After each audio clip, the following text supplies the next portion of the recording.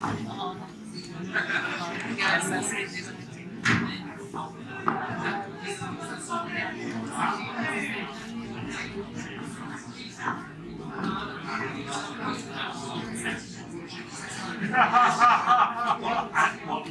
in weird form.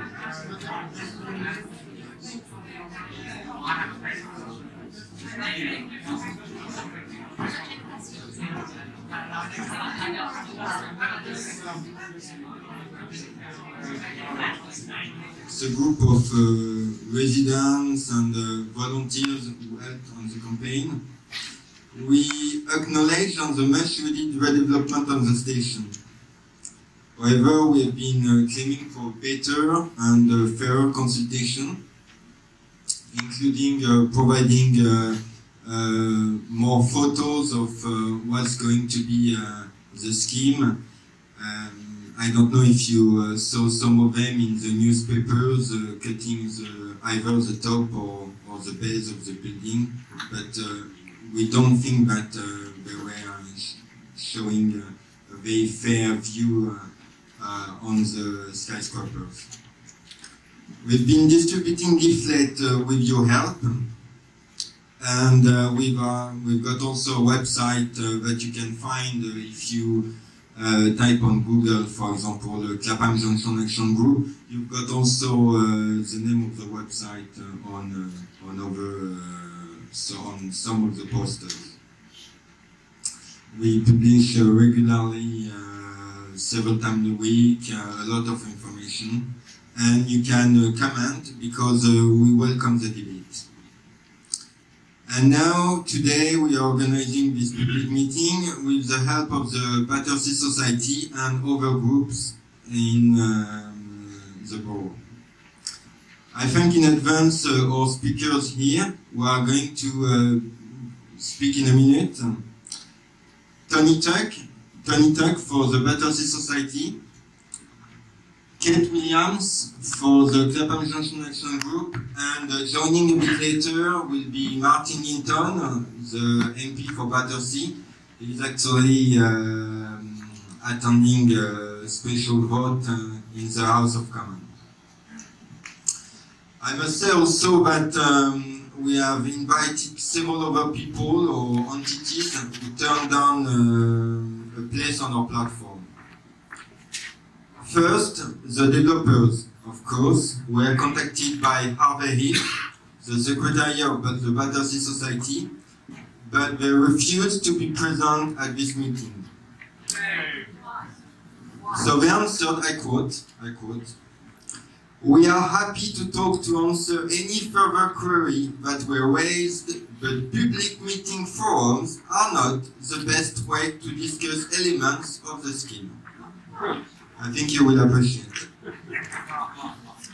I also contacted Marcel de Lancey a few weeks ago, which wrote to us at the beginning of the month, saying in their email, answering back to me, "Metro fully supports an open debate in which the local community is fully consulted and has the opportunity to express their views." Obviously not in public meeting. And they haven't answered my recent email. Apparently, last time they were interested by writing to me was to threaten us for legal issues. Network Well was contacted by the Battersea Society and myself, and they replied yesterday actually, but they are unfortunately unable to attend today's event, but according to their email, they are currently liaising very closely with the Borough of Wandsworth regarding the proposed transport improvement works at Clapham Junction. They have recently received a letter from the Wandsworth Council asking them to respond to some very specific points that were raised by the residents, apparently. And they are answering this, and they expect to cover many of the key concerns raised by the local community. And eventually they suggest us to speak to our local councillor, and I see that some of them are actually here in the public. So maybe at the end, someone from the council will be able to make some comments. And actually, regarding the Wandsworth, the Council of Wandsworth, I know that we have to bear in mind that since this application was submitted by the developers, the council had no choice but to consider this application. And they have to follow a proper and legal procedure. It's true that a councillor member of the planning committee have to be very careful not to show a predetermined opinion, otherwise it could occur legal action and the developers might overturn the decision. And in general, any councillor anyway have to be careful on their statement. However, I contacted Edward Lister, the leader of the council, to provide someone to represent the Council of Wandsworth, as I thought that it was a good opportunity to answer, to address a global question and maybe explain a bit the process of all the application and all the decision on building application in the council. Unfortunately, he cannot attend the meeting himself, but he assured me that some councillors will be in the public listening, and again, maybe, and I hope, will be able to raise their voice and maybe answer some comments or questions of the public later during the meeting. And eventually, we contacted a member of the GLA, Richert Tracy. Unfortunately, he's got another commitment tonight, and I didn't have any specific answer from the Mayor of London. As usual, you will find all those information and a lot more on our website. And I think I give the microphone now to Tony Tuck for the Battersea Society, who is going to speak on the subject. Good, thank you very much.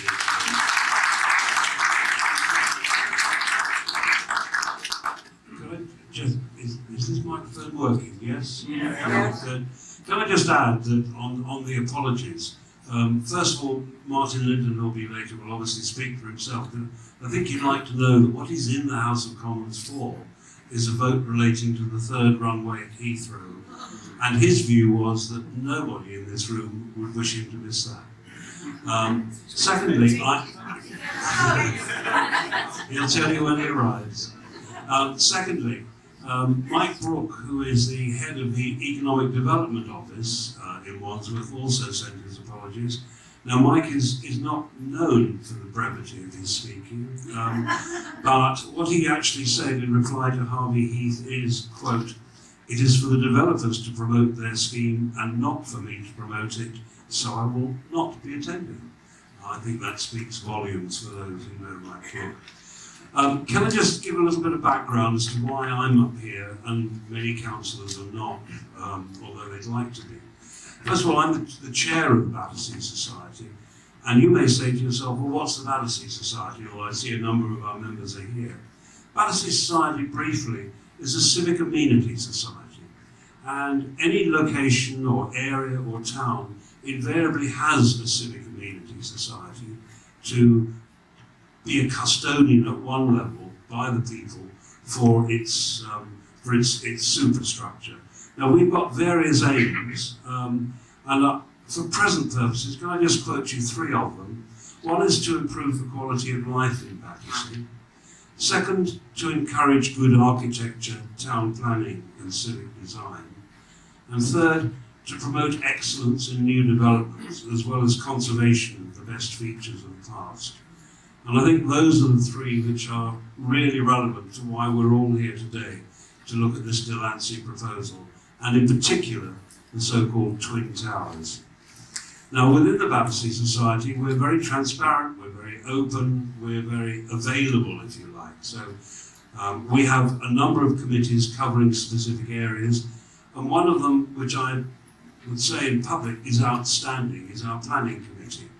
I'm not an architect, I don't pretend to be, in fact I don't want to be, but on our planning committee we had at the last count 3 architects and a number of people concerned with town planning, urban conservation, and with a number of involvements in a number of bodies that are concerned with such matters. And the Battersea Society, when it first heard about these proposals, convened a meeting with Delancey way back in May of last year when there was a public exhibition on the site. And after that meeting, the planning committee put together a series of comments about the proposals, and if you want to see them, you can find them on our website, which is, again, something I think that is quite outstanding for the Battersea Society. In fact, I'd go further. I think the Battersea Society website is the very best of any civic society's website that I've seen, and I do recommend it to you. But on that, you'll find that, but you'll also find the thoughts of our planning committee on this planning application that's before you. And it runs to 4 pages. You'll be pleased to know I'm not going to read them all, but I am going to just say what are the 3 main legs of the objections that we have to it. And I'm then going to read you, if you don't mind, 2 particular paragraphs that I think are really relevant to why we're all here. The 3 grounds for objection were, firstly, that the proposals were unsatisfactory and inadequate as a solution to the problems of Clapham Junction as a major transport interchange. And if you read the papers on your seat, you'll find that, in fact, there is cross-party agreement between all the political parties on this particular point. Secondly, that they are not well related to Battersea Town Centre and the Borough Council's own plans for improving it. And actually, I think there's cross-party agreement on this one too. And thirdly, and again there's cross-party agreement on this, they include 2 towers of an excessive height and bulk. Now, if I just read to you what the Battersea Society's formal evidence on the planning application said about the Twin Towers, I think it's relevant. We say, and bear in mind that when you're opposing a planning application, you have to use measured language and you have to do it in a way which is likely to appeal to the planners. And also, and I think everyone here should bear in mind, the real audience for a meeting like this tonight is our councillors, because it's our local councillors who will make the ultimate decision. And they've got to make it on grounds that are so watertight that developers can't then go to appeal and overturn any decision on appeal. So that's why our councillors have got to be very scrupulous on this, and I suppose you'd say as an ex-councillor I'd say this, but I applaud them for it, and I think it's quite right and proper. Anyway, what the Battersea Society said in its evidence is that the 2 tower blocks which form part of the proposed development are even more objectionable. Not only are they much higher than any existing building in the borough, they are made even more dominant by their overall bulk. The full impact of that is not apparent from the consultation leaflet that the council produced. In the cover picture, the tower blocks have been placed one behind the other so that only one block is visible. The other visualisations in the leaflet are mostly from viewpoints where the blocks would be seen end on to their narrow view. From many other viewpoints in Battersea, proposed blocks would be much more dominant and intimidating. They would therefore have a seriously damaging effect, not only on the Clapham Junction conservation area, but also on the character of a number of surrounding conservation areas. It goes on to say, and I think it's worth qualifying in this way, at present there are some tower blocks to the north of the railway lines, but none to the south of the railway lines in this part of Battersea.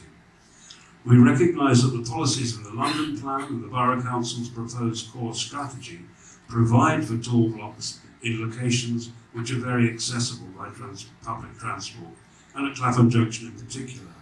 However, we do not understand that to be a licence to developers to build to the totally excessive height proposed here, and it should not be so interpreted. The other point that I think I'd like to make is the point that we made in our concluding paragraph in response to this planning application. And I'll read this again, if you'll bear with me, Sorry, I'm not used to reading things in a meeting like this, but I do think it's really important that I get the words right here. The Battersea Society wants to see the successful regeneration of Battersea Town Centre within the framework of an overall vision for the area. We have not produced or endorsed any alternative scheme for this individual site. In the regrettable absence of an overall vision for the area put forward by the Borough Council, we have aimed to approach the present application objectively and to assess it on its merits. If you like, what is missing, the elephant in the room here, the dog that barks in the night, however you want to put it, is that overall vision for the area that really the local authorities should have provided. What we have at the moment is piecemeal action taking place here and there, spasmodic, random, and apparently without any overarching design. And if you really doubt what I'm saying, just go slightly up the road here to where the old plough pub is and see what's happened on the site where, I forget the name of the stations that used to be there. That's it, Walden's. Now, there was a classic opportunity there for widening the pavement, keeping it well back, where the cars used to park for Walden's. What's happened? The developers have been allowed to build right up to the line. It is now a narrow, squidgy, horrid little corner. And on the opposite side of it, it's a major entrance into Battersea Town Centre, or Clapham Junction, as some prefer to call it. It's a major entrance, and suddenly it looks narrow and mean. And I'm not saying anything about the design of the building that's replaced one. This is my personal criticism of a council that allows, sorry, saying like a council that permits that kind of possibly legitimate, but it should have been for encroachment onto what should be a major public space, namely a corner or a major entrance. We believe in the Battersea Society that at the heart of any overarching plan for the area must be a sense of community, because this is where people live. And it may also be a major railway junction. But once the Victorian railway developers had, if you like, raped Battersea Town back in the 19th century and laid their railway lines right the way through Battersea so that it divided north from south, then in fact the die was cast. Clapham Junction was planted there. But what's happened after the railways came is what Nicholas Tesla, who wrote those wonderful books on architecture around the country, he described as around Clapham Junction you have the heart of Victorian and Edwardian Battersea. And you don't have to walk far from this building to see that, because this is the area, both to the west and to the south and to the east, of the Victorian villas. They are sometimes startlingly different and sometimes amazingly similar, depending which street you go down. But they are exciting, they are harmonious, and they are a community where people live. To the north, over the railway, you have the post-war developments, the Winstanley estate and others. And Tesla was quite withering about that. He said those estates, let me see if I got the right quote here. He said that they started well under Battersea Council, but finished ill under Wandsworth Council. I have to say that both those councils at that time, I'm not being party political, but just for balance, because I know councillors are here, both those councils were Labour councillors at that time.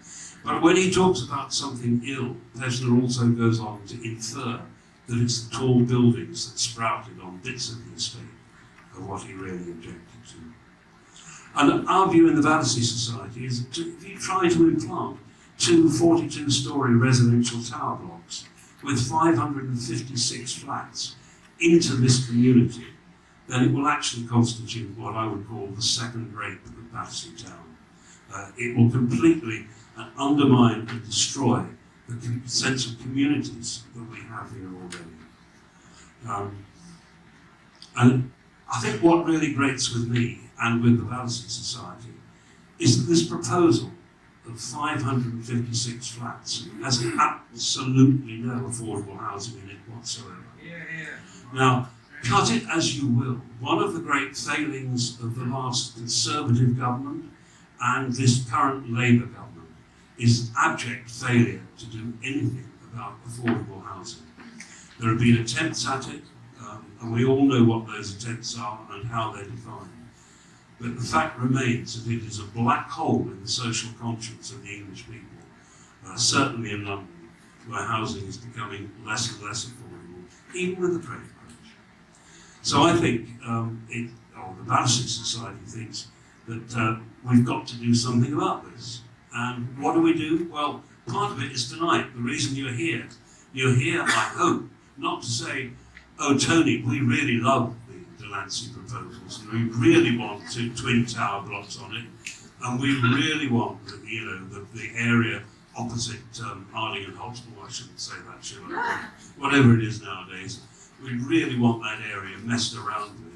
I think you're here because you find it offensive, and you find it objectionable, and you don't want it, and it would mess up the communities that we've got here. So we've got to talk to our local councillors. They're here, and they'll talk to you afterwards, and maybe one or two will want to make a comment during the meeting. Bear in mind that you don't just need to talk to them now, you should write to them, you should go to their surgeries and talk to them, and talk to them in informed ways about what is going on here. And if you come across councillors at social occasions, whether it be dinner parties or public meetings, talk to them there about it, because they will be the people who take the decision. Bear in mind too that councillors here in Wandsworth turned down plans for, I think it was only 26 stories in Putney, opposite East Putney Station, 2 blocks there. They were rejected on the grounds that I've more or less been expounding here, that they were antisocial. Alien. Yeah, alien. That's a good word. If you want another image, actually, the word alien reminds me. Do any of you remember the wonderful film War of the Worlds that came out? Had a picture of little houses with great big monsters plonking along.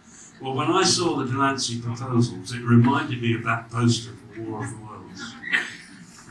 But there you go, we're all reminded of odd things. The councillors turned that down. They did pass the proposals for Wandsworth Town. Now, I think we need to be really scrupulous about what went on. Cyril wrote to Edward Lister, the leader of the council, and said, basically, how come? Why do you think Wandsworth Town deserves 2 monster towers on the old Brown Brewery site? Now, I'm not going into that argument here, but I do think it's worth just quoting, selectively, of course, as you'd expect me to, 2 bits from that. One, the leader of the council said, Wandsworth Town Centre is a town centre well served by public transport. Now, I don't know about you, but I've got a freedom pass and I use buses a lot nowadays. And if I want to get from Garrett Lane to Clapham Junction, I've got to walk halfway round. You know, Wandsworth Town Centre is actually, by most people who understand traffic and transport, the worst piece of traffic management in the whole of London. What commands Wandsworth Town Centre is not public transport, but private transport and industrial transport. It is a nightmare. And I've heard Wandsworth officials say they're really proud of the throughput. Well, you know, I think if I looked at Wandsworth Town Centre, quite frankly, I'd want to throughput it. I wouldn't want to loiter and tarry and take advantage of it. And I see Shirley sitting in the front from the Wandsworth Society, and let me say that Wandsworth is full of lovely buildings, but they tend not to be on the Wandsworth one-way system. I'm sorry about that, I digress. The other thing that Lister said in his letter is that the scheme provided significant benefits in terms of the public realm. Now, I thought about that, and I thought, weasel words. I spent 30 years of my life as a civil servant, and there were various words when I was writing speeches for ministers that I tried to avoid, like appropriate.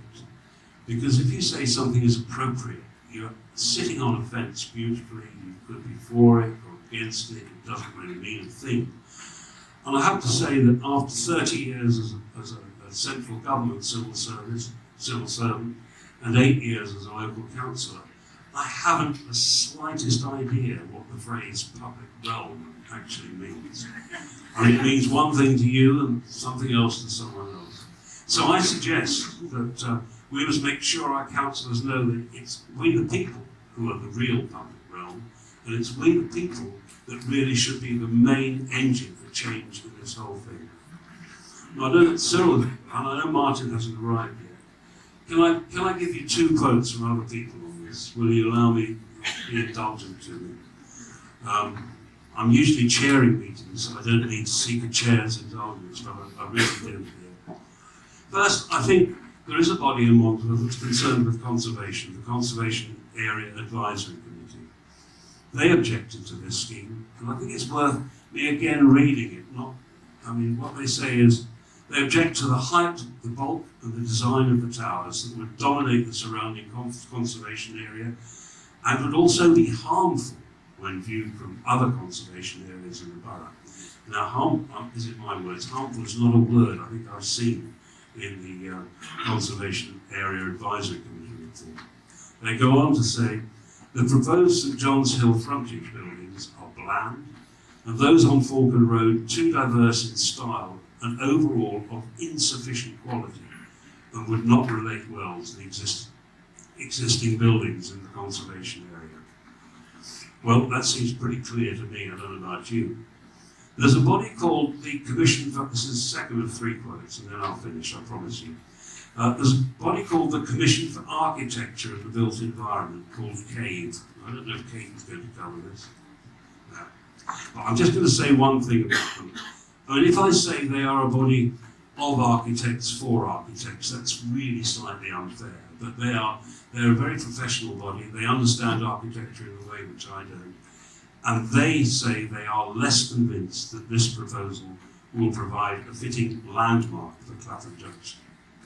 They go on to say, and be warned about this, we believe that we believe that tall buildings should be of excellent quality, and we are concerned that this standard has yet to be met on this proposal. They say you should re-evaluate the whole thing and the positioning and the heights of the tall buildings proposed. And they conclude, as proposed, it does not yet provide a convincing proposition at the local level. In the light of all the concerns raised above, we are unable to offer our support for the planning submission in its current form. And I found that particularly telling, because they're the body who I would have expected to support it. The final final quote I want to give you is perhaps an odd one. You might be surprised, you probably read this if you devoured the Wandsworth Council planning site. And that's a letter that the PCS, the trade union that actually owns most of this site, put in by way of an objection. And I'll tell you, the reason I'm reading it is A, I think if you don't know it, you should, and B, it has wider read-on to other things that are going on around us at the moment. The PCS letter of objection says, having said that the PCS site extends to 0.24 hectares, contains a main headquarters office building of the union with a total gross floor space of 6,410 square metres or 69,000 square feet for oldies like me. It then goes on to say, these objections to the proposals are made on the grounds that no proposals have been made for the relocation or other accommodation of our clients' requirements as part of the development proposal. Okay. And then they say, and their land and premises, that's the DCS, are not available for development as part of this scheme. Now, it is legal to apply for planning consent for something you don't own. I accept that. It's not hugely common, but it is legal. But I would say to you, and I think this is my final thought to this meeting, what that equates to in my mind, and if you think about the events of the last fortnight, that equates to me to the short selling that's been done by hedge funds, in which they have sold shares they don't own in the expectation that the value will fall. And when you see that a hedge fund made £100 million last Friday in an hour when the Barclays share price fell by 25%, something rotten in the state of Denmark, in my view. And I actually don't think we want that kind of shyster activity here in Wandsworth, here in Battersea, because I think what we have here in Battersea are a series of interlocked communities that are vibrant and are alive and well. And we want to keep it that way, and with your support and your action, we stand a good chance of doing so. Thank you.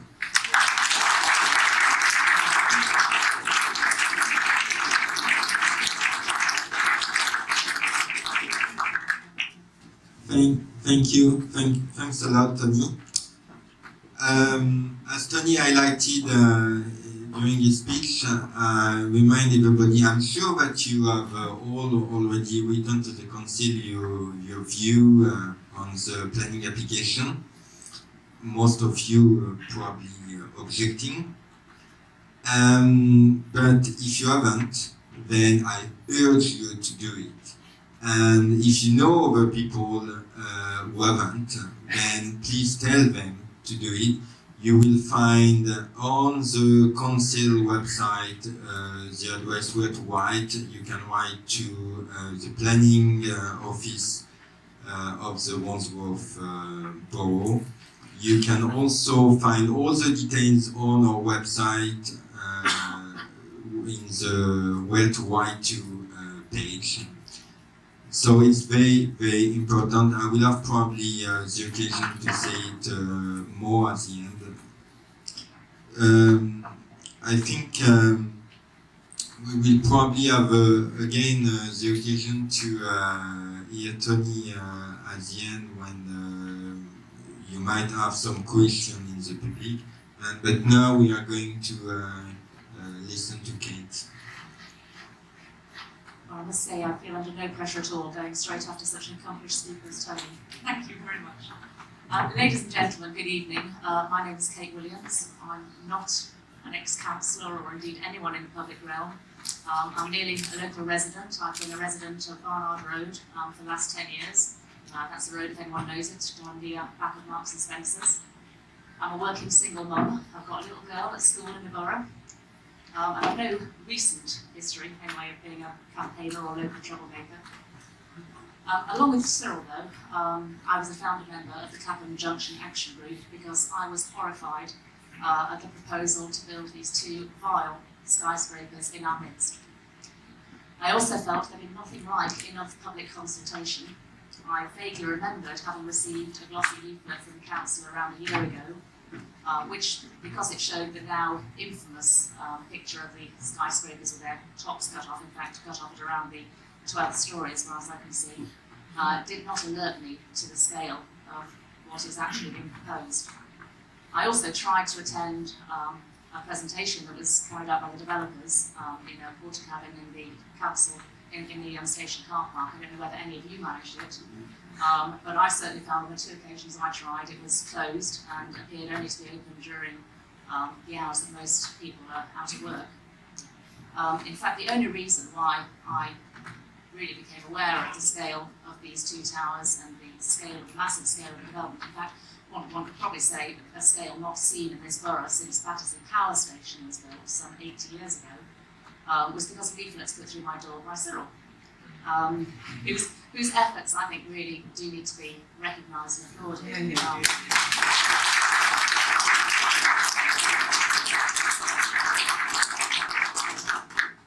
To be very honest, I was helped a lot at the very beginning by my neighbour Felicity Corcoran.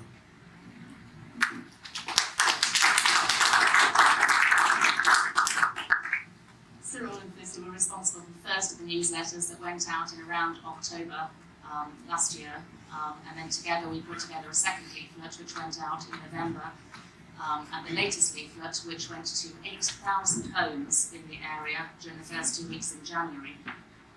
Cyril also runs the website, to which I'm a contributor. A couple of other people make regular contributions, and we encourage anyone who would like to say anything about the development just to send emails to Cyril and see whether this is something also we really actively encourage you to participate in the debate. Our aim is to create sufficient opposition to the planning application that the council is forced to reject it. In this, we have to bear in mind that the ordinary people, the current planning laws of this country, place ordinary people at a distinct disadvantage. Whilst the developers can appeal against a planning decision on grounds that they simply disagree with it, as far as I can understand, local people concerned, local residents who have to live with the results of that planning decision are only entitled to appeal on the grounds that there's been some mistake of law, which I understand happens on very few occasions. For that reason, the council needs to be convinced, and it has to spend ratepayers' money wisely, and has to be convinced of a real case for rejecting planning appeals that are put in front of them. That is why we have asked everyone in our newsletters to make their views known to the council, so that there's sufficient opposition. It's not just one or two people saying, I think these are ugly, I think these are hideous, but everyone in the community expressing those kind of views and giving reasons also why on planning criteria that are recognised by the council, these proposals should be rejected. And it seems that actually the groundswell of opinion is very much to that effect. If you go on the council's excellent planning website, you're able to see all of the comments that have been submitted by people over the last 4 or 5 months regarding this planning application, and you will see that as of yesterday's date at least, there were over 400 letters written into councillors opposing the plans as they stand, with approximately 60 letters in support, 15 of which actually were written by the same lady. A resident of Name and shame. a resident of Walthamstow Close, who copies all of her emails to an organisation called the Quattro Group. Now, I was intrigued to know who the Quattro Group were, so I went on their website, and lo and behold, they're a PR agency specialising in acting for developers and generating good publicity. So if the lady whose emails contribute 25% of the support comments to the councillors here this evening, I would love to meet her, and perhaps if we could talk about her relationship with the developers. As to what people are saying in their emails to the council, I think it would be fair to say, well, it's probably fair, it's actually to quote from some of them, and I did just print out some just to give you a flavour of the kind of comments being put in by local residents, by local businesses and local station users. Had I gone back all 4 months, you could have been here all evening. But I literally just went back over the last couple of weeks to bring some of these comments to your attention. This gives a very good flavour. It does not meet the needs of local residents and frequent station users. Out of scale, no balance of affordable housing, woefully inadequate parking, out of character, an eyesore. I lost count of the number of times I read that one. We locals are having our choices eroded. Eliminating the toll in the station is unacceptable and will worsen people congestion. This from a local businesswoman. The permanent loss of office space will add to my costs as a local businesswoman as scarcity value kicks in. They will dominate the skyline into the next century and beyond. Overcrowding is currently the biggest issue, and squeezing a lot more people into the limited land area of the site with the accompanying drain of resources seems an utterly nonsensical approach. Network Rail is committed to providing a new entrance, which is fantastic. If the current proposals go ahead, this will put a stop to it. We should not have to endure the current facilities for the next 6 to 8 years while the proposals are in planning. More consultation is needed. Overwhelming. Instantly overwhelming the area, invalidating much of the council's past achievements. Hideous and ungainly. And this one of my particular favourites, this worst kind of oafist commercialism presented in a deliberately misleading way. Its contribution will be of the kind that spray paint makes to a train or vomit to a pavement. But seriously, from local traders will damage the small shops and market stalls in the area. This one is someone concerned about the economic climate at the moment. He says high-risk, glitzy developments might be popular during the occasional boom times, but become undesirable and impractical during economic downturns. Why does Wandsworth want to create slums of the future? As a local business and homeowner in Clapham Junction, I would say, everywhere you go, ordinary folk are talking about it and are dismayed by the proposal. Send this proposal to Canary Wharf where it belongs and not Nappy Valley. At the risk of boring you, I'll stop there. But one other contribution, which is a very interesting one that Tony's already referred to, is that of PCS. And in addition to the points that Tony raised, they also say that the scheme makes no reference to the absence of any satisfactory relocation of premises or the effects on Clapham Junction Centre resulting from the loss of 241 full-time jobs.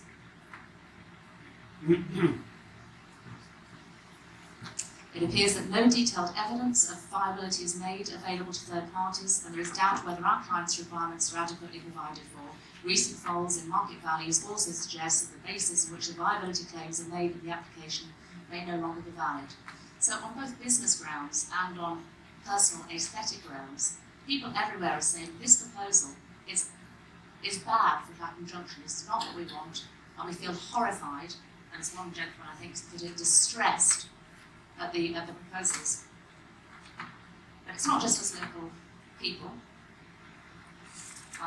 uneducated as we are in the principles of architecture, who are against this. The Commission for Architecture and the Built Environment, which published their report, as Tony suggested, also makes some really quite harsh criticisms of the design of the towers.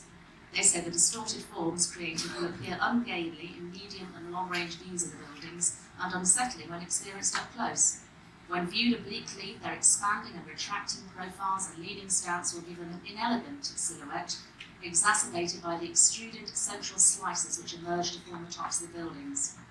We understand that the materiality of the towers is intended to echo skyscrapers, such as the Chrysler building in New York, through its use of stainless steel to give it a reflective quality. Whilst we encourage the use of high-quality materials, given its more common association with commercial office buildings, careful judgment is needed as to the extent of its use to produce an architectural expression which is clearly residential. And again, they make comments about the lack of restraint in the design, the use of materials which they consider displays too many conflicting types within the proposals.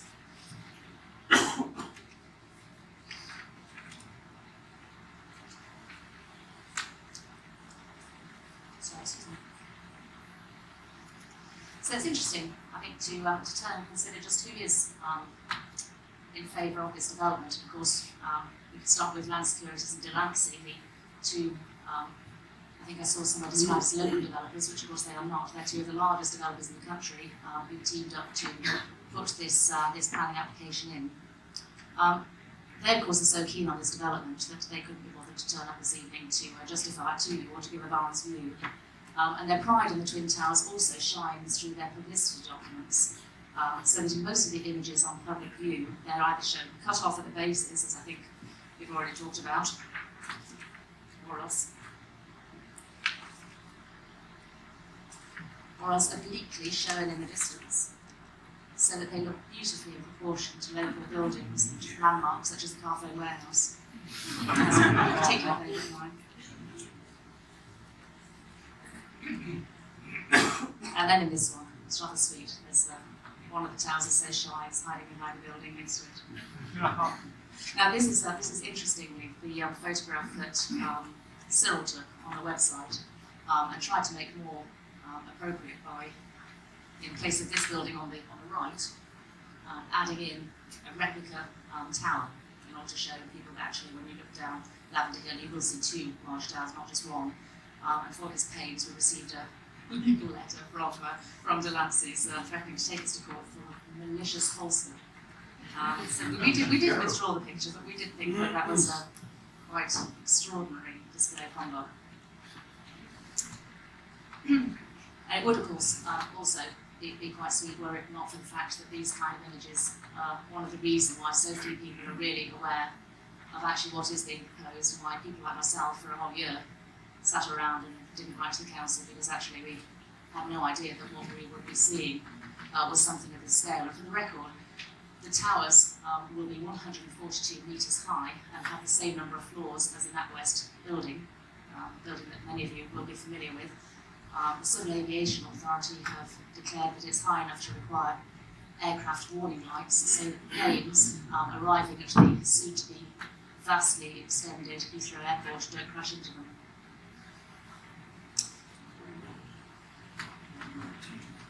One of the things we have particularly asked for in our campaign is that the developers try and address some of these misrepresentations by providing at the station scale models so that people can really see for themselves very, very clearly the scale of the whole proposal, including, of course, the shopping centre and the commercial facilities which go alongside the application, and can judge for themselves truly what they think of it. But so far that request that we've made has fallen on deaf ears, as has our request that they publish more and better photographs in the station and publish more literature to the site, to local people.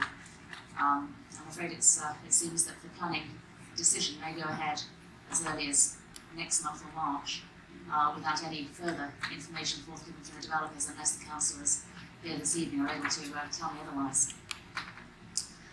So who else benefits from this development? Well, of course, there's Network Rail. Not, of course, because they are receiving any glitzy or getting any vast amounts of work done for free under the developers. In fact, it seems that Network Rail is continuing on producing the scheme that producing the charge of the scheme that most people think is associated with the development. They are currently improving the access to station platforms by putting escalators and lifts in. They will soon apparently be carrying out improvement works to the tracks themselves. I think Martin actually has just arrived. Welcome to you, Martin. Is going to talk a little bit more about Network Rail's proposals. But in fact, all it seems that the developers will be doing is replacing the entrances which were demolished as part of the development with two new entrances, one further up Battersea, St Johns Hill, in the old Brighton buildings, many of you know it, and a new station access on the other side, connecting access over the bridge. There are no proposals to extend the bridge, as far as I understand, nor to extend the underpass, which will be closed at both ends and only useful in future as access between the platforms. So it seems that actually what is being delivered by the developers in terms of station improvements is a very, very minimal benefit, and it seems, according to CAVE, the Commission for Architecture and Built Environment that we mentioned earlier, that in fact much of that is flawed because insufficient thought may have been given to the number of people descending through the new entrances, the new escalators that are going to be built. Potentially the insufficient thought has been given to potential overcrowding at rush hours. In fact, it seems inconceivable that with 1,000 more people coming to live in the station, that overcrowding is not going to be a significantly worse problem in the future than it currently is. So why is Network Rail keen on this development? Well, I can tell you why it is, because in its strategic plan, it publishes a strategic plan covering 8 years at a time. Its current one covers 2006 to 2014. It appears to have made some quite wild commitments towards the upgrading of Clapham Junction Station, including rafting over the station to provide new accesses.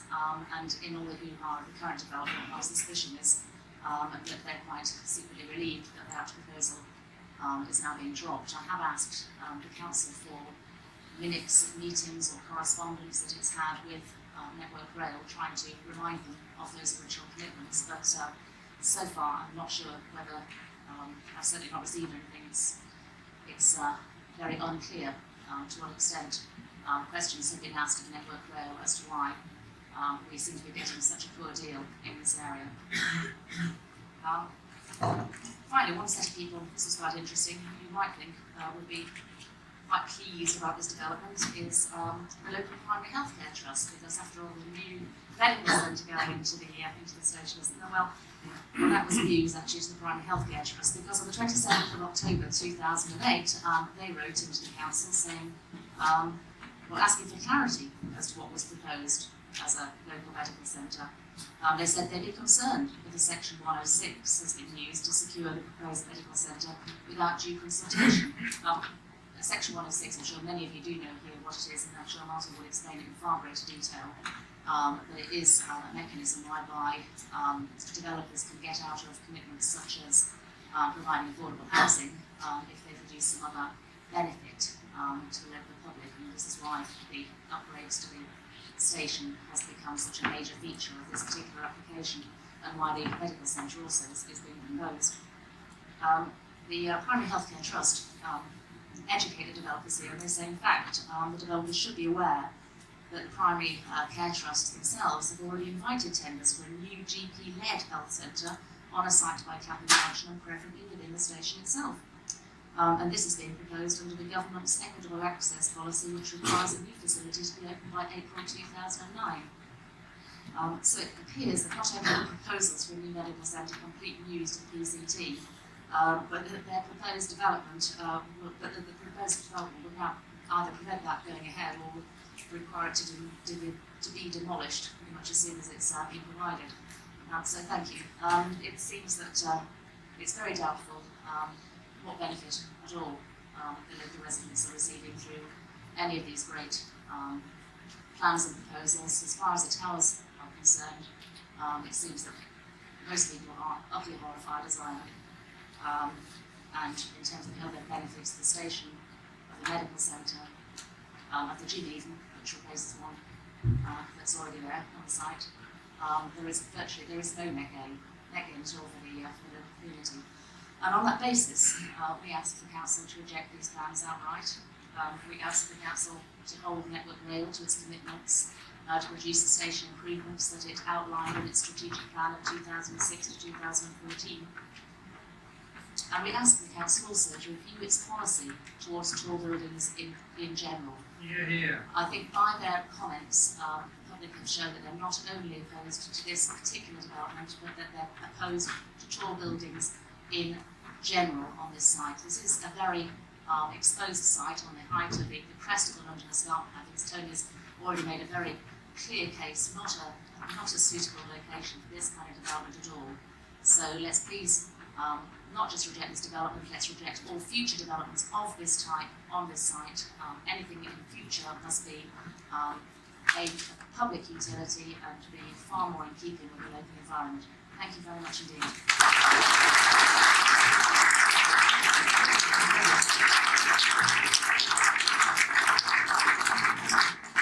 Thank you. Thank you very much, Kate. Thank you for this great speech. In the meantime, you probably all saw that Martin has arrived. I hope that the vote went well, but you might be able to say a few words about that. I think we can go on with you, Martin. Thanks. Okay, thank you. Thank you very much. Dare I stand up? I might fall over backwards at any moment, but I want to be able to see all of you. Yes, I'm afraid I can't announce that the third runway has been abandoned, much as I'd like to be able to. In fact, I never even got the chance. I was going to vote against the government motion on the third runway, and it never even came up, which was a great disappointment to me. Believe you me, I'm against Heathrow expansion. I am very pleased that they have dropped the idea of all-day flights over Wandsworth, which is the most direct threat to us, because we live, all the people in this room I imagine live, either under the flight paths to the northern runway or the flight paths to the southern runway. We're the ones who get the noise all the time, and at least that's not going to increase. But of course, something that doesn't increase, you don't notice, you're glad it didn't come, it's a relief, but it's not a bonus. What would have been a bonus, of course, if they'd taken the decision that they should have taken years ago to start not expanding Heathrow, but scaling it down. I think it's always been an airport in the wrong place, and I shall regret to my dying day I didn't get a chance to vote on the government motion tonight.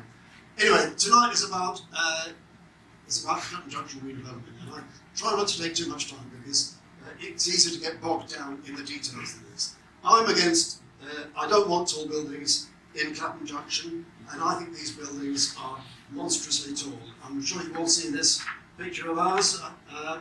We'd expand it even more if we could, but you see the Falcon pub with this monstrous building coming out of the top of it. I don't like tower blocks anyway, I don't like the tower blocks we have on the Winstanley estate, but most of them are 10 or 11 stories, and the tallest I think is 23 stories. These buildings would be double, twice that height. If we're going to have luxury flats, luxury housing, then we should balance that with affordable housing. We have plenty of developments along the river where a quarter or a third or a half of the flats are affordable because it's been insisted that developers should provide affordable housing. In this case, they're offering no affordable housing at all. Now, like most of you, of course, I want the improvements to Clapham Junction Station. It is a disgrace as a station. That's not only me saying that. It's the chief executive of South West Trains, who run the station, has used those very words to me. Since he said that, there have been a few improvements. Most of all, we're getting lifts, and the entrance to the top of St Johns Hill, the so-called Brighton Yard entrance, is being reopened probably sometime this summer, certainly this year. You've probably seen the lift shafts have already gone in. But that's being paid for directly by the government. We have various other changes at the station. We have a few more British Transport Police now. I'm glad to say that we have, as well as South West Trains have their own travel safe officers. And the place is a bit safer than it once was.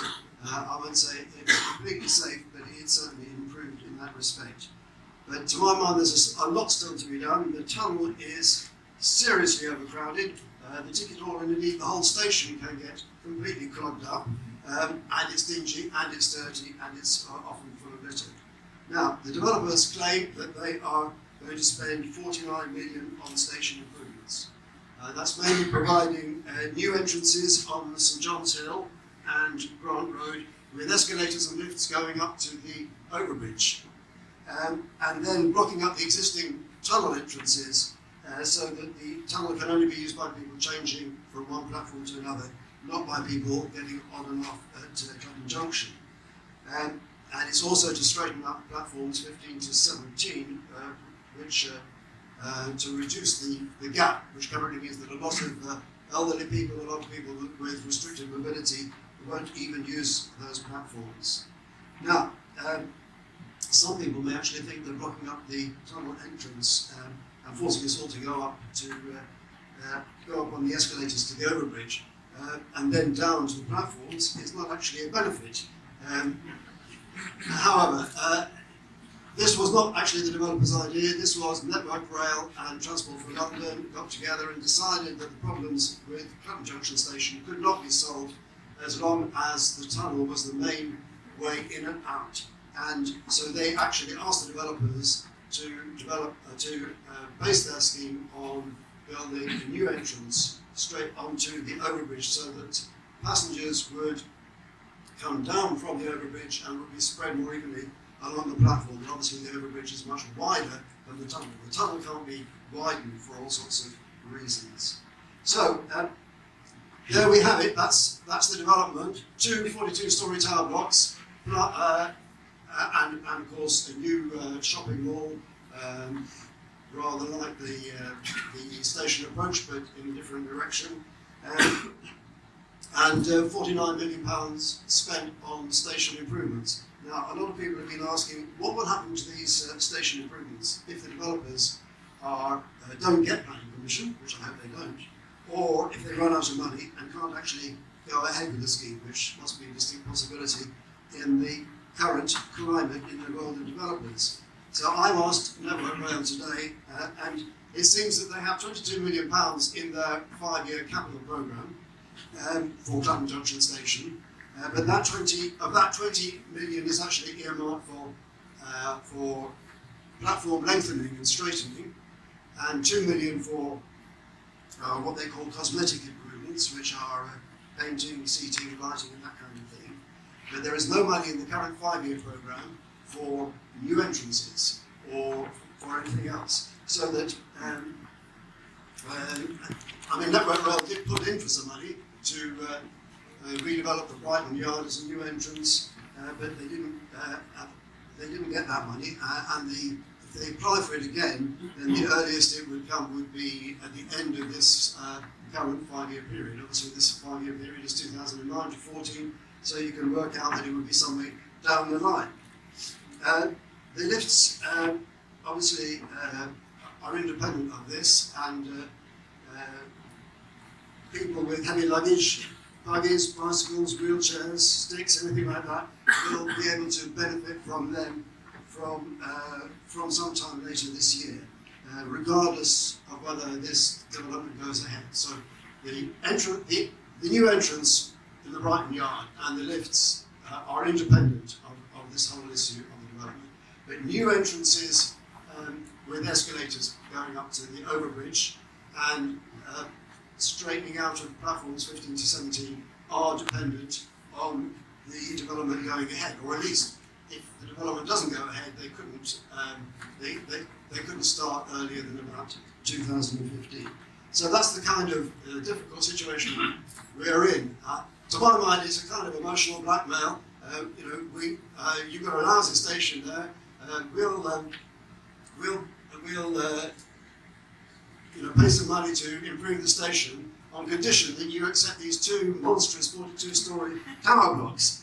And I just quote some of the descriptions that what does CABE stand for? Is it Council for I'm sure there are a lot of architects here.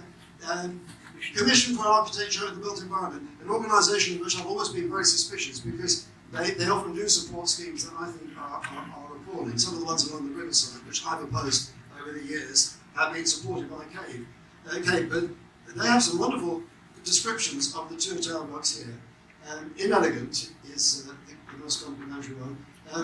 Unnecessarily complex, a poor architectural concept, will appear ungainly, an inelegant silhouette, intended to echo skyscrapers such as the Chrysler Building.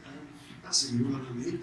But anyway, they end up saying, the polite way of saying, no, they don't like them. Further work to re-evaluate the heights of the tall buildings proposed. So I would, and then they end up, we are unable to offer our support for the planning submission in its current form. Well, I'm sure that will be echoed widely here. I don't know if there are any residents of Clapham Junction who actually want Clapham Junction to look as it does in this picture. Certainly nobody here. And but in order to achieve this, the refusal of planning permission, I think what we have to do is clearly we have to demonstrate to the councillors who sit on the committee that there is a huge majority of opinion in the area that is against these tall buildings. Now, we have already, we have a petition, we have, on our newsletters, we have a petition that we've had at meetings, we've had surveys, we've had lots of emails and letters, I think 93 emails and letters. We've had a total of 341 indications of one kind or another against the redevelopment. We've had 4 emails or letters in favour of the proposal. There may be more people who support it than that, I don't know. But what is important from our point of view is to make sure that all of the people who do oppose it will write letters to the chairman of the Planning Applications Committee to make sure that when they consider it in March, they are fully cognizant of the degree of opposition in the local area. In the case of the Young's Brewery down in Wandsworth, most of the responses, great majority were against. The Wandsworth Society was against. CABE was against. The English Heritage was against.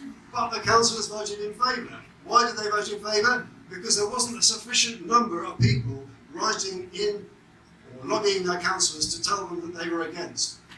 What's the lesson of that? We must make sure that in this area, the great majority of people really do write those letters to the chairman of the Planning Applications Committee or to their local councillor, so that when the decision is taken, they are left in absolutely no doubt about the strength and the extent of the opposition. And I don't know if Bindu can tell me, do we have the letters that everybody can write a letter, but if anybody wants to say they have to write the address, we have some letters here with the address written on, and a little picture of the tower block there, just in case they want to be reminded. and instructions about how to get it there. So I hope everybody who hasn't already written will take one of these letters. I mean, it's just dear Councillor MacDonald, and you write the rest, and make sure that they send it. The decision will be taken in March, almost certainly. Any letter that arrives with Councillor MacDonald or one of the other councillors before then will be taken into consideration. They are the only people who can stop it at this stage, other than the Mayor. But if we can also have a discussion about what happens if we don't win this campaign. But as far as I'm concerned, we should focus simply on the fact that we do need to persuade the councillors on that committee to vote against in March. Thank you.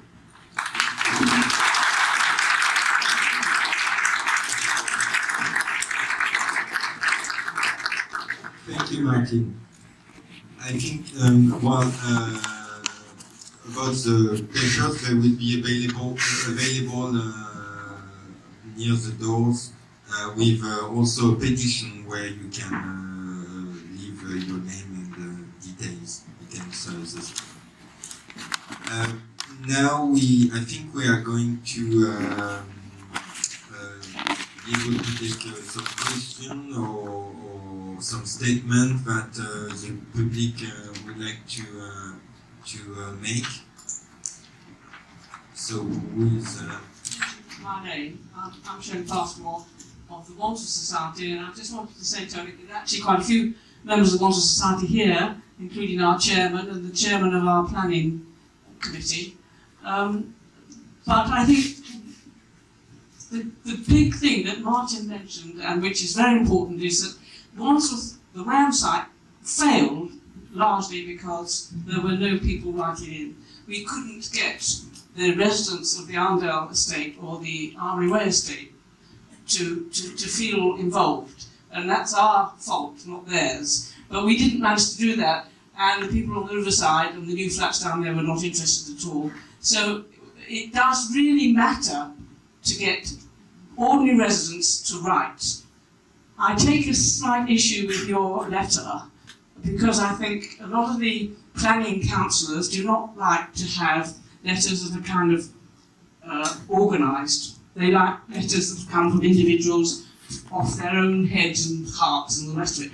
So take all the information off the things. I'm sure there's a lot of information there you can use about names and how to address it. But please write your own letter on your own paper, because that is much more important as far as I'm concerned. And my husband used to be on the planning committee, so I know what I'm talking about. They do tend to sort of dismiss ones that come from somebody's written and everybody copies it. So please be careful about that. May I add, if you're going to write in on behalf of yourself and your spouse, perhaps you could ask your spouse to write in separately, or at least send it in twice. The other thing I'd just like to say is that when we're writing our letters, we tend to, when we're looking at these towers, we tend to say, it's too high. But that picture there, which has got a very convenient lamppost, which looks as though it's cutting it off halfway, if you came down 24 stories, it would still be too big. So I wouldn't put that sentence in, it's too tall, because it's actually too massive in any case, even if you came down 24 stories. So be careful what you say, because the planners or the people writing reports pick up these sorts of things and suggest maybe half the height would be better. It's not. That's the other thing. Martin used to be, I just have to say this, Martin used to be my MP. I live on the borders of Battersea and Wandsworth, just up Battersea Rise. And we used to be in Battersea, but we are now called Tooting. So I'm sorry, I'm not voting for you anymore. Thank you. Is the parking situation. Now, we opposed a scheme near us in Wandsworth, which was finally overturned because of the difficulty in parking. It would be almost impossible to shoot one another car into that area. Now, how many flats are proposed in this these 47? 544. 544. Well, we're talking probably about 750 cars, aren't we? Where are we going to put them? Might be worth mentioning. Thank you. Actually, 226 car parking spaces are being proposed. approximately one space per 2 flats, and that will be providing underground parking. I've not any idea what's going to be done about street parking in the area, although of course the residents' parking schemes are there and presumably available. There's visitors and service and all. One thing that hasn't been mentioned at all this evening, and it's not surprising to me at all, but it's the little pub, the Windsor Castle, which is proposed for demolition under this scheme. Now, this pub, it may not be everyone's favourite place to go of an evening, but it does actually lend something to the streetscape with its interwall mock Tudor facade and also its interior, which, if you go into the back room, is a wonderful example of interwall baronial excellence, I think. And I'm particularly sad that this pub may go under these proposals because it's actually one of the rare examples in southwest London of this type of pub. It actually features in a book that I've co-written with Dr. Jeff Brandwood, London Heritage Pubs, which documents 156 pubs in Greater London, which have interiors of special historic interest. So I'd just like some of you to go and visit this pub in the next few weeks and see what you think of the back room there and the exterior. And if you think it's sufficient to include in your letters to the councillors, please try and prevent it being demolished, because I think it does lend something to the streetscape, unlike what Montague Evans' report says. Okay?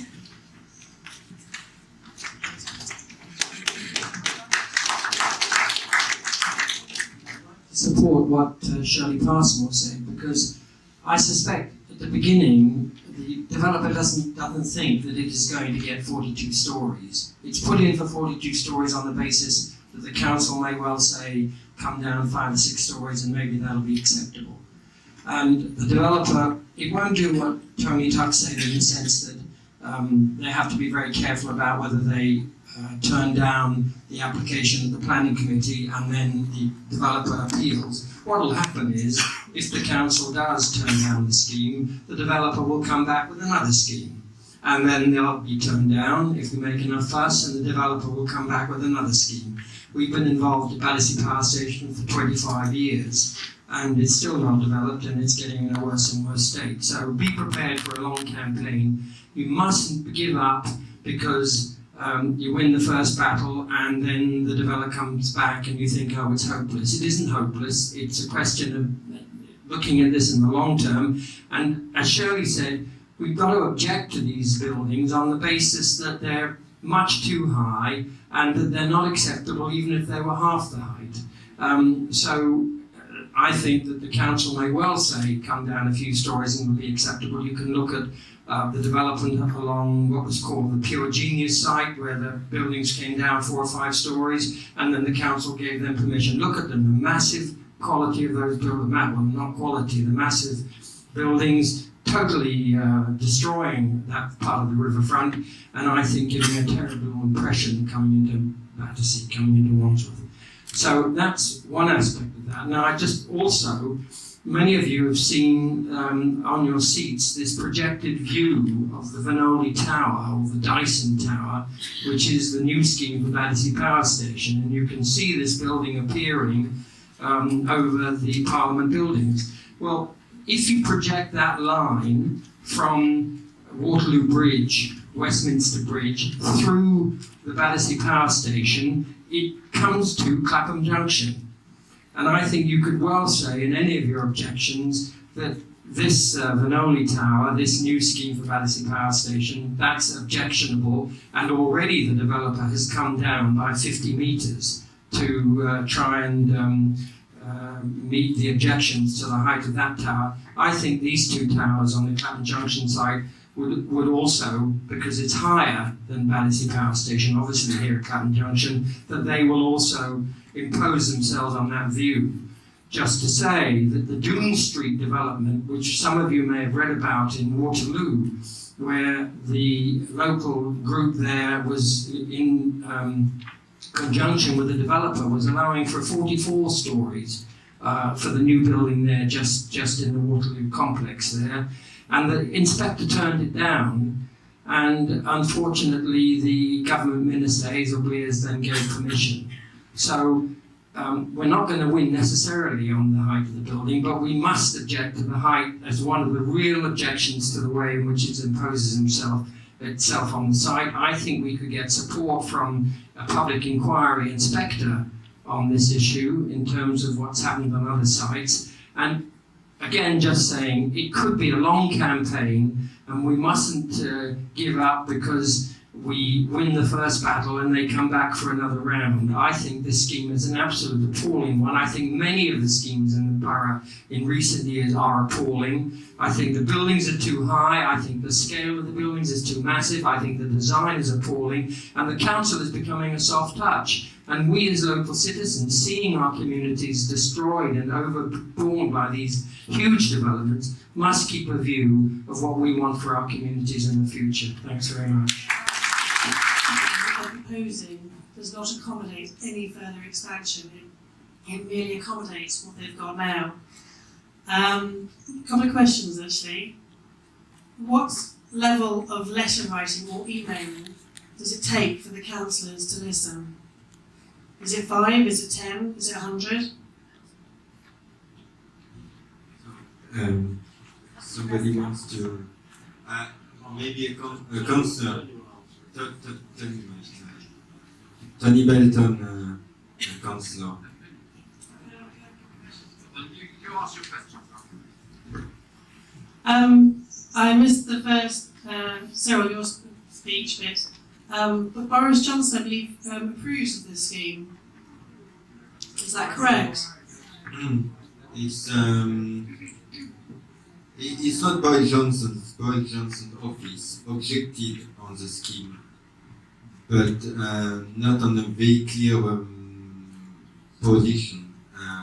They actually find that the shape of the building is actually a good landmark for London. As Kate reminds me, they find actually Boris Johnson's office find it visually attractive. The other question I had is,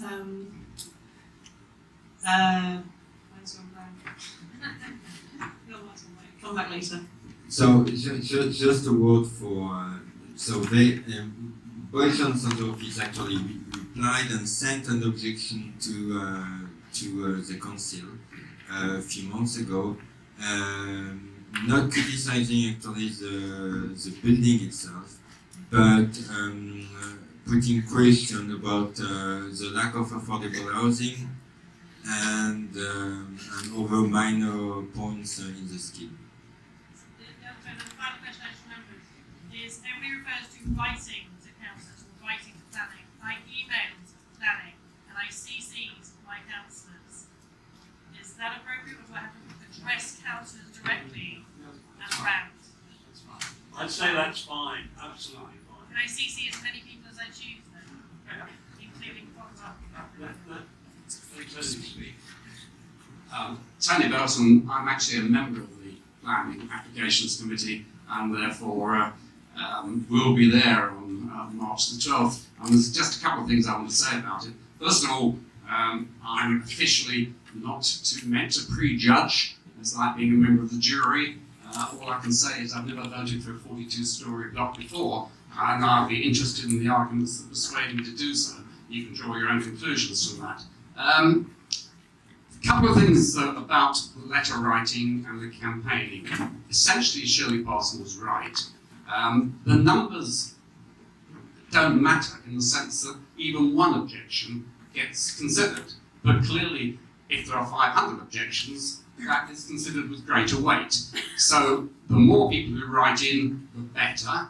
And if you write into either the chairman of the Planning Applications Committee or the committee clerk and ask the committee clerk to circulate the letter to all members of the committee, then that will happen.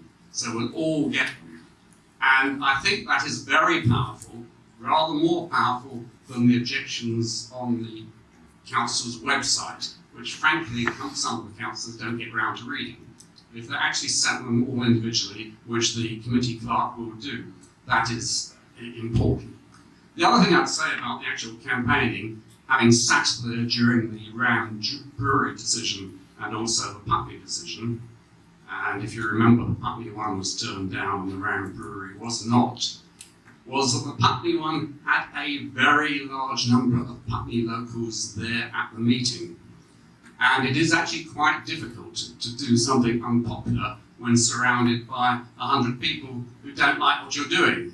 And it's much easier to do something like that if you're surrounded, as we were in Ram Brewery's case, I'm sorry about this one, it's true, by 20 people or 10 people or something like that.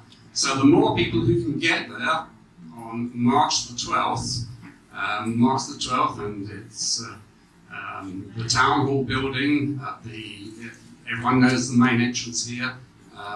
As you go out to Wandsworth one-way system, it's the big building on the right. Go in there, and there'll be people on the gate who'll show you where to go, and you go there. So 7:30 is the meeting. 7:30 is the meeting. I'd get there at about 7:15 if I was you, possibly earlier, but about that time. And if there are as many people as here, then some of us will certainly be arguing that the committee meeting should be held in the main council chamber, which would get everyone in. So I'd certainly do that. There's one other action that I would suggest, if I may embarrass Cyril. I think Kate said something nice about Cyril earlier. I hadn't come across Cyril until a few months ago, and the amount of work he's put in has been fantastic. A lot of it is out of his own pocket, and certainly a lot of the time, in his sense, is out of his own pocket, because he's kind of self-employed. I suspect that Cyril has actually booked this room, which doing that sort of thing occasionally won't be a tenner, I don't know, maybe a couple of hundred. I really do think there are some people here, including me, who ought to contribute to Cyril's costs, because he's done it all on his own. And if anyone has time to give him some contribution at the end of the meeting, I think they ought to.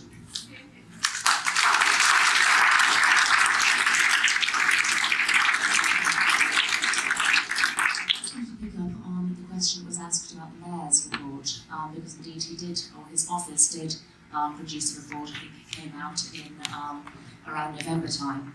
And their conclusion was that the development didn't meet the requirements of what's called the London Plan, which sets their standards for developments in London.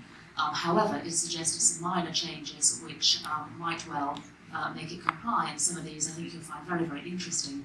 One of them was that there should be fewer car parking spaces to meet with sustainability standards. Another one was that they might meet their targets for affordable housing if they downsized the scale of the station improvements. And a third one was that there should be more outdoor play space for the approximately 35 children who might be living in his 556 flats. So it's a fun read.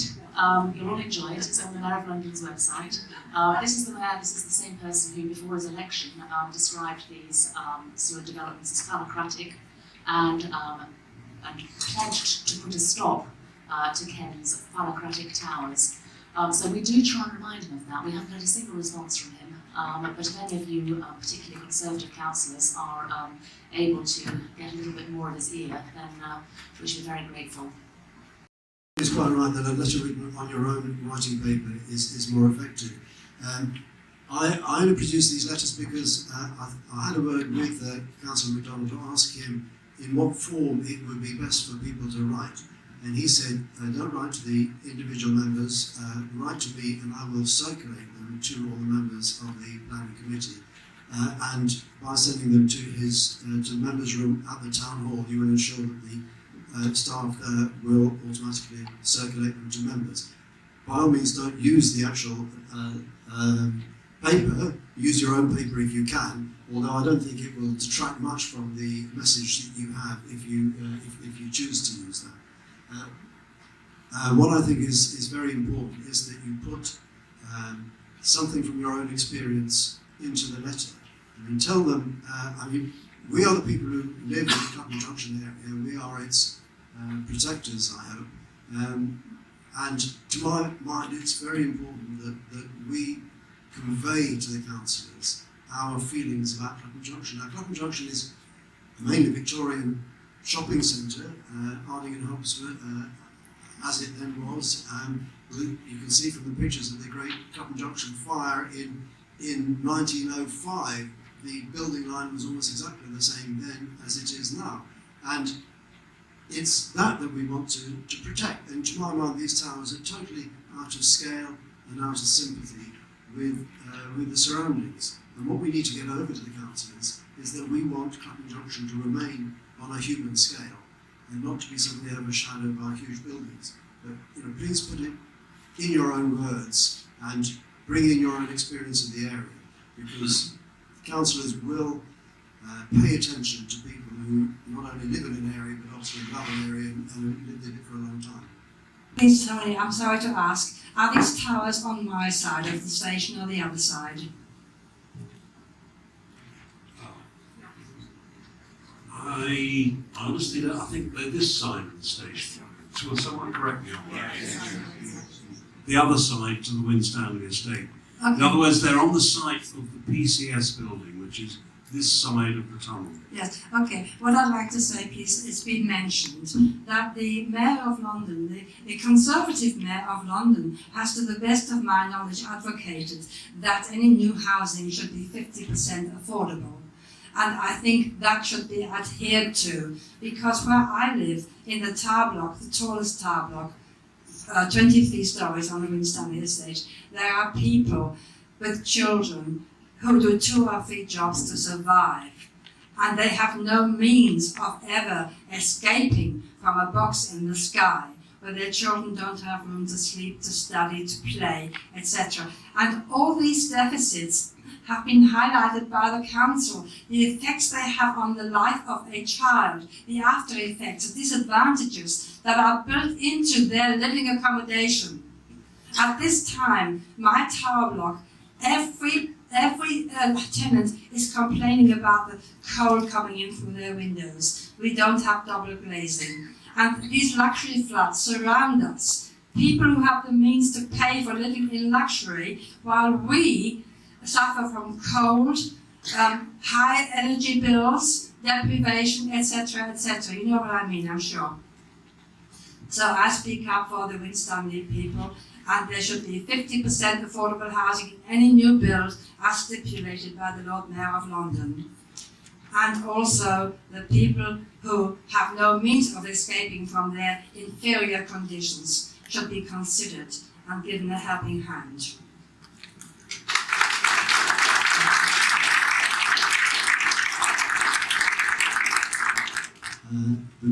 The one that these buildings will be twice as tall as. Right, hello. Maybe I've lost the plot here, but I haven't quite ascertained. Where's the energy push to have these buildings constructed in the first place? What is the reason for them? Profit. Okay, I want this question and obvious answer, but the reality is that over the last 2-3 years, the number of requests for new social housing has increased by 400 to 500,000, and the local authorities in London are under duty bound when they're given monies from central government to supply social housing. And Mr. Linton's agreeing to this one. Now, if they don't, they are penalised.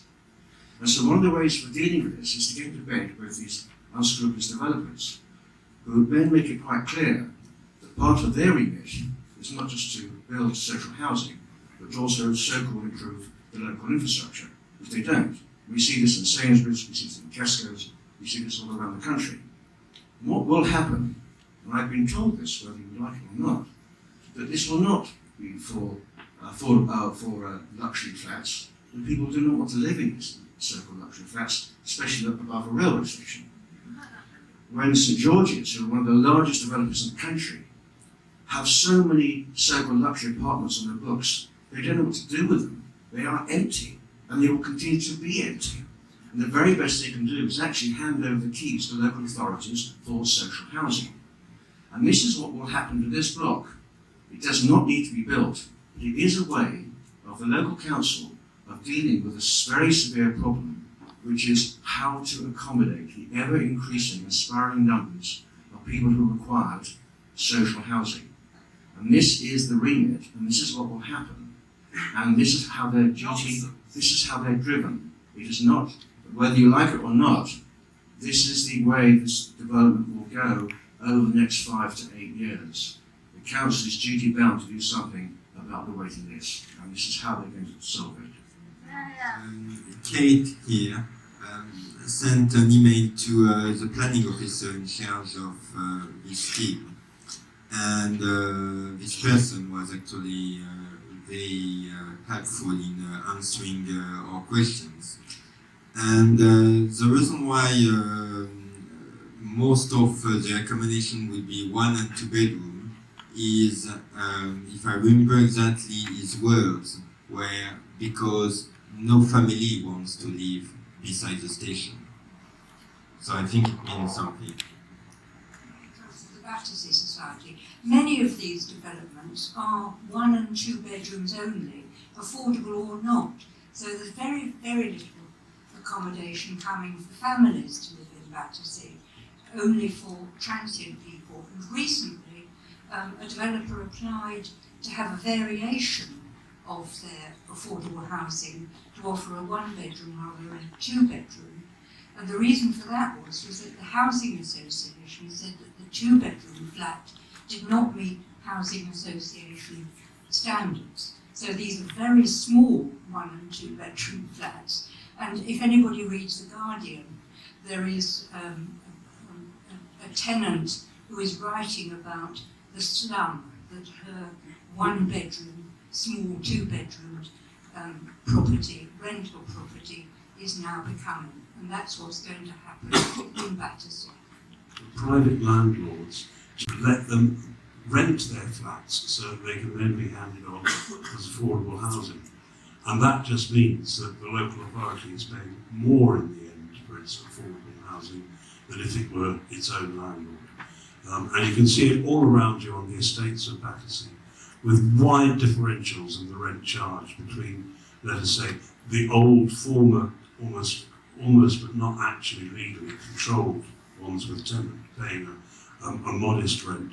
Someone paying, who's a new tenant, paying the higher rent, which is subsidised by housing benefit, and then somebody who is paying the landlord's rent where that property has been sold on. So there's a wide disparity. I take Monica's point. I don't think this will turn into affordable housing because they're largely 1 and 2 bedroom. And you just can't. What we need in Wandsworth is 3 and 4 bedroom. And all of our councillors at their surgeries will know that.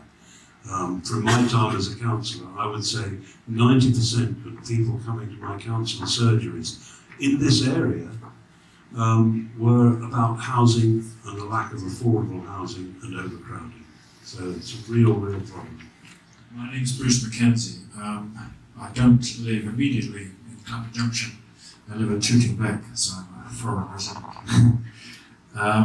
But I have been involved in a number of campaigns against luxury developments, mainly along the riverfront in the past, and others ongoing around the Tooting area. And I have a developed cynicism about the whole consultation process contained in the planning process, as I understand it in Wandsworth. But a general comment about this kind of application. We've seen the one for the Rat Brewery down at Wandsworth Town Centre, that's been passed. One in Putney was failed. This one is up again.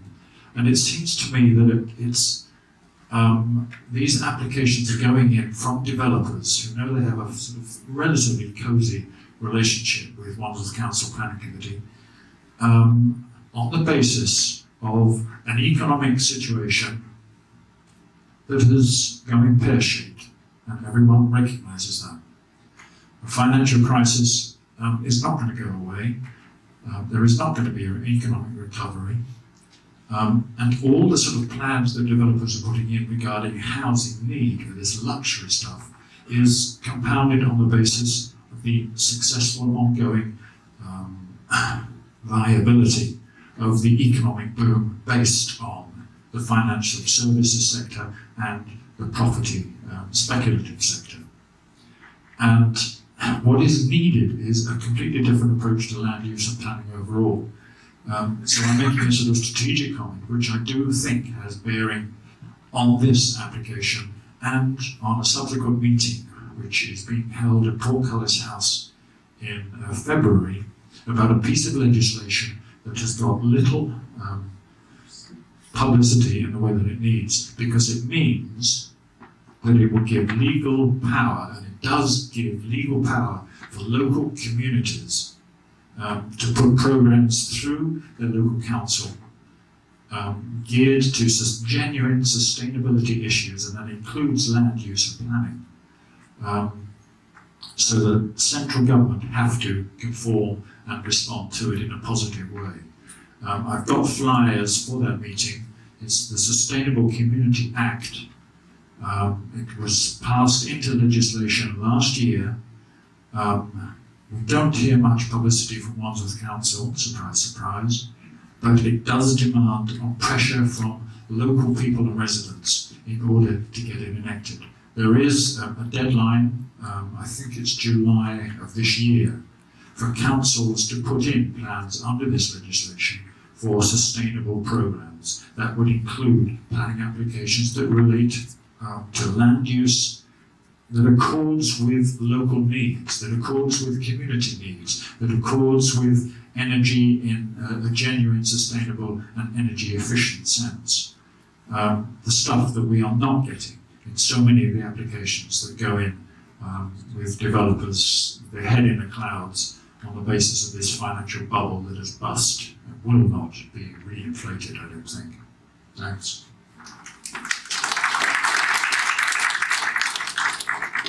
I must say that in the last 4 months of the campaign, I emailed several times the councillors, and I've never had any answer from the 3 councillors of Shrewsbury. However, the councillor from Northcote Ward have been quite responsive, and I just saw that actually at the back in the public, Martin Johnson wanted to speak, so I think we can welcome his comment. Good evening. Now, like Tony Belton, I'm a member of the planning committee, so I can't announce how I'll be voting when the matter's before the committee. I wish I could, but I can't. But I'd like to comment on a number of issues that have been raised. I've got a note of several of them. Firstly, the assumption a little earlier was that the item will be going before the March committee of the Planning Applications Committee. That's not necessarily the case. Knowing I was coming here today, I did speak to the Borough Planner yesterday, and it is the March date at the earliest. It may slip even further than that, and the reason for that is that the Council is still waiting for some very important information from the developers before they can start writing their report and to come to their officer recommendations. So you need to keep your eye out for whether the March date is confirmed or whether it will slip to the 16th of April.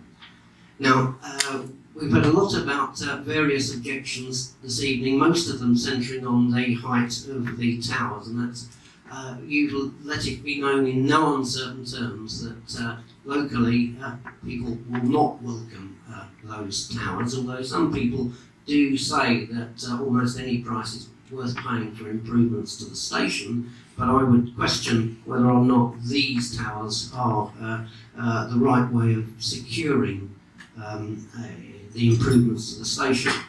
We've heard from a number of speakers, although they haven't necessarily been talked about in any great detail, of other issues apart from the towers. And I do hope that when you write in with your concerns that you do also refer to the other concerns, because, as has been pointed out, there's no point in the council after representations, turning down this scheme only to be faced with a similar one that's just a little bit smaller. So the council does need to know, and local members need to know, your views on a wide range of issues. Mention has been made of the jobs that would be lost on the union headquarters site. There are, of course, other offices over the shops in St Johns Hill. Those jobs presumably will be lost. We'd love to know your views on that. Additionally, more comments would be welcome, I think, on what you feel about the lack of affordable housing and whether or not you think improvements to the station make up for what the council would normally be demanding on the site. Additionally, particularly in these current times, do you think it's sensible that more shop units will be created when all along the roads to the south, including Northcote Road, there are empty units appearing? So is it sensible to create even more shops near the station? Please let us know about that. I think there have been several other issues mentioned by speakers this evening and indeed from the platform. I hope you will also refer to some of those in any objections or indeed letters of support that you might like to send in, so that the decision, when it is made, is not simply based on one aspect of the proposal. Thank you.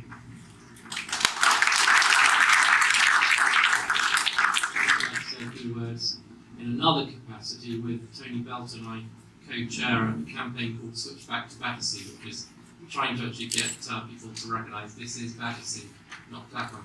I think, first of all, I'd like to say how fantastic I think it is that everybody's actually turned up tonight, because a lot of people reckon there's not much sense of community in London, and for the organisers to actually gather people together that actually care passionately about the area is a fantastically positive sign of a sense of community.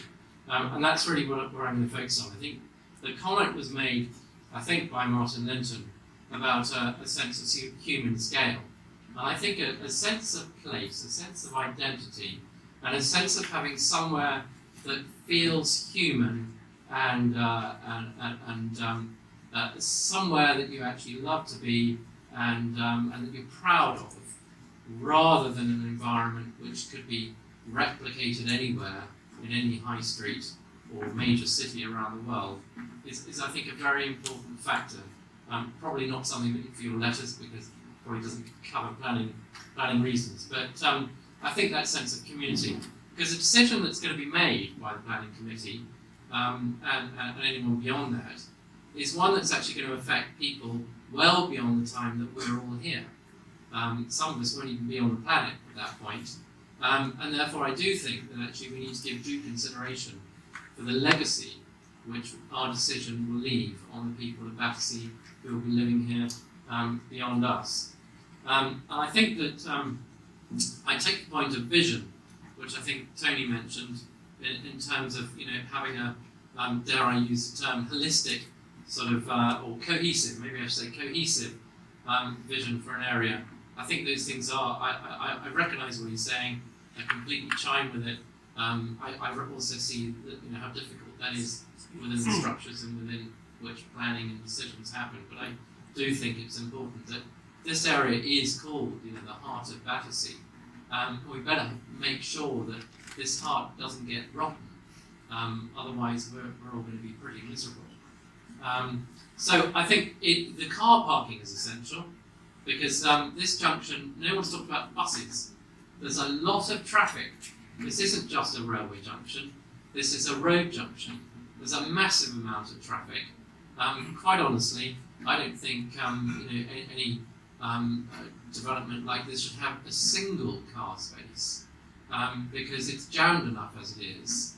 Add another 500, 400, even 100 cars. It's too many. And the other thing is that this plan, or any plan, has got to actually connect with the bus routes, so that this is a transport hub that is actually connected and working together. For those of you who haven't looked, Peter Deakins, who's also from the Battersea Society, but an architect, has put some plans that he's come together with the other side of the glass wall over there. Go and have a look at it, because Peter's actually, I take my hat off to him if I was wearing one.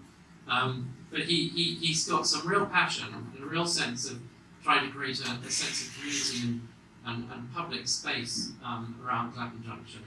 I know he's fighting against a sort of quite a steep hill, but he's keeping plugging on, and I admire and value what he does. So I'd like to say, keep your letters coming in. It is absolutely critical that you let us know what do you think. And I'd just like to say, again, just to repeat, thank you very much for those who've organised this meeting. I think it's a tremendous thing that you've done.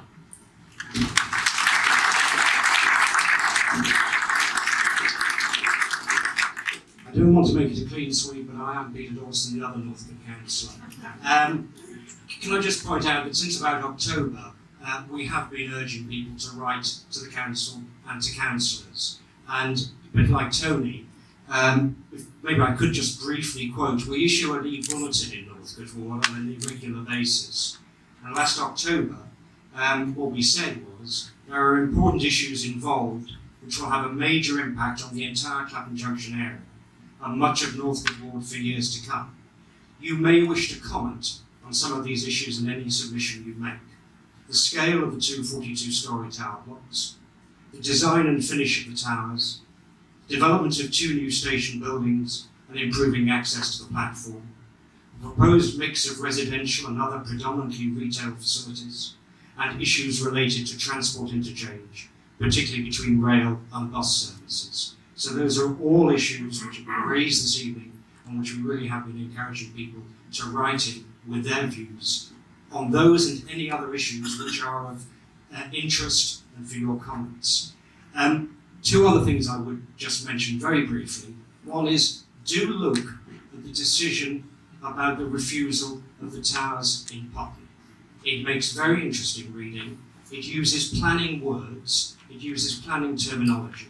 And when you've read it, you may find it of interest. And the second thing or the third thing I want to say is there's still a lot of questions to be directed at Network Rail. I'm still not entirely clear from even Martin's comments this evening, and I know he is trying to get those answers out, as is Jane Ellison, the parliamentary candidate for the Conservatives in Battersea, and her leaflet is on the chair this evening as well. She, along with some of our colleagues on the council, are seeking much greater clarification from Network Rail than we've had so far. So, again, echo all the other comments. Well done for organising. Thank you for making sure we hear about it. And rest assured, at the various meetings, your views will be represented. 2 hours for this meeting. I think we'll probably have to finish here. I would like just to have the opportunity for maybe some people here on the platform to say a few words at the end. Martin, for start. Well, I sense that the meeting's drawing to a close. People are getting their coats on. I won't keep you. Just to say, yes, I will be having a meeting. I have been talking to Network Rail. I will be having a meeting with them. There's still an awful lot of clarification that we could have from them, because I think people really need to know what happens if the development doesn't go ahead. I would just say one point on the, clearly there is a recession in particularly in building at the moment, but talking to the borough planner, he says that it's the medium-sized developments that have maybe stopped work or stopped progressing or withdrawn planning applications. The really big developments are keeping going, and that includes, of course, Battersea Power Station and this one, because they are so big that they calculate that by the time that they built it, the recession will be over. So I don't know whether that's true, but I just say let's take our foot off the gas. Don't let's ease up on the pressure because we think, oh, it probably won't go ahead. The only way to make sure it doesn't go ahead is to make sure that that committee decides not to give planning permission. So many thanks for everybody who come, and I will do my best to keep everybody informed about what I'm doing and any information I get from Network Rail through our newsletters and through Cyril and his organisation. Thank you. I just wanted to very quickly echo about the current economic climate and the fact that plan permission, once granted, of course, lasts for 3 years. So we could be faced with the real prospect of blight upon our community for 3 years before even a single spade is set into the ground. What that means for us is that for the next 3 years, there will be none of the improvements that Network Rail's already offered us for the station, presumably not the medical centre that the Primary Healthcare Trust has been talking about, and possibly none of the road improvements that I believe many of the councillors in fact would have been keen to talk about having had more time this evening.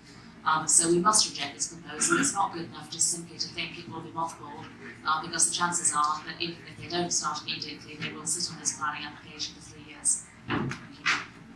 Thanks very much. I'll be very brief. I've got four quick points. One, don't leave this room until you've signed the petition. It's out there. Two, if you don't know who to write to, do pick up a copy of the letterhead. And three, if you want to make a donation to defray some of the expenses of this for Cyril and Battersea Society, I'm sure there are arrangements there. Secondly, March the 12th, we've heard, is the earliest it can be at the Planning Committee or Planning Applications Committee. Put that date in your diary and find out nearer the time whether it is or it isn't. If it is, be there. If it isn't, make sure you know when it is and then be there. Thirdly, I think you'd like to know that the civic amenity societies of Putney, Battersea, Wandsworth and Balham are getting together in order to work out a joint tall building strategy for the whole of Wandsworth. I think it's necessary, everyone thinks it's necessary. The bandits are out there trying to despoil our borough. Which brings me to a point that I should have made before. Many of you are members of the Battersea Society. If not, please do. There are application forms there. If you're interested enough to come here and interested enough to fight to keep this part of Battersea wholesome, then please join us, please participate. Come and join in the planning committee. We've got loads of other things. We have outstanding events. If you're interested in going to see things, check on the website.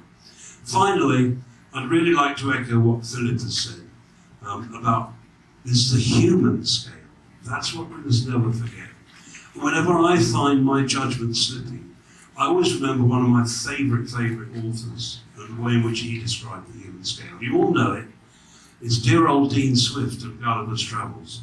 And if you remember, in the first one he was in Lilliput, where he was the giant and everything was little. In the second one, he was in Brobdingnag, where he was little and everyone was giants. And it took him to book 4 before he found everything in proportion in the human scale. What we're facing here is Brobdingnag writ large over Clapham Junction. I don't want that, you don't want that. I want to join with Philip in making sure the human scale works. And Philip, we may not be here in 50 years' time, but in 10 years' time, I want us to be here so that we can have a joint campaign to turn the reinvigorated and proper Clapham Junction Station into Battersea Junction Station. I think that it's very difficult for me now because Tony stole most of my speech for finish talking about the necessity that all of you have to write to the council to let them know your views. Please, if you know anybody who haven't written, tell them to write as well. The petition again is available at the end of the room. Just to finish, I would like to thank everybody for coming tonight. I would like to thank Martin for attending the meeting, Kate Williams, who is still a great help for the campaign. There's a lot of work.